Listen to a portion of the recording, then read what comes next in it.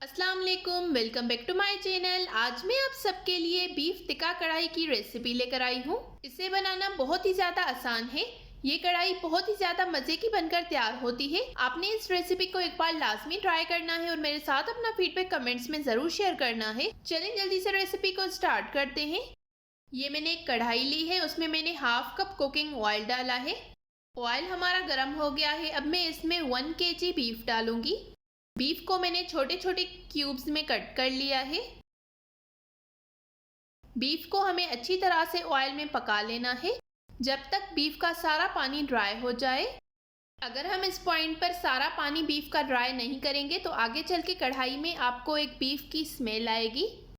तो इसलिए आपने इस पॉइंट पर बीफ का सारा पानी अच्छे से ड्राई कर लेना है।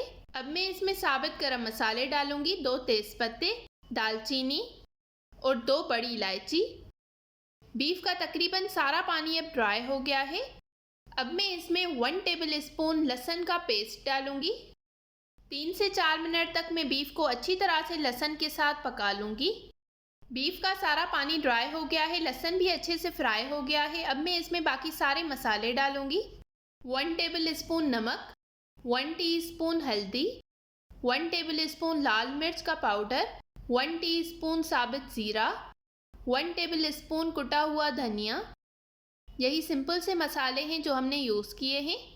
अब इन मसालों को मैं 2 से 3 मिनट तक अच्छी तरह से बीफ के साथ पका लूँगी कि इन मसालों का कच्चापन जो है वो दूर हो जाए।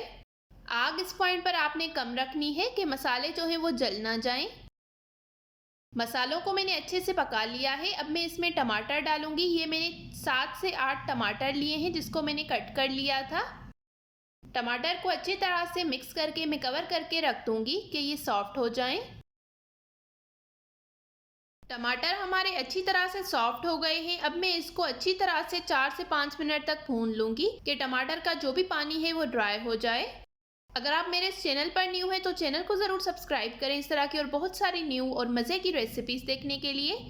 टमाटर का सारा पानी अब ड्राई हो गया है। अब मैं इसमें 4 कप पानी डालकर इसको कवर करके रख दूंगी तब तक जब तक हमारा बीफ अच्छी तरह से गल जाए।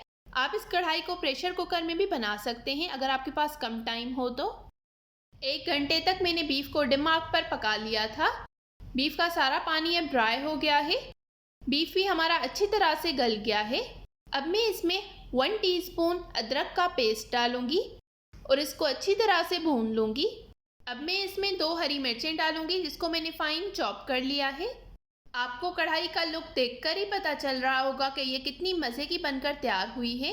ये बहुत ही ज़्यादा मज़े की बनकर तैयार होती है। बीफ भी अच्छी तरह से गला हुआ होता है और बीफ बहुत ही ज़्यादा जूसी बनकर तैयार होता है।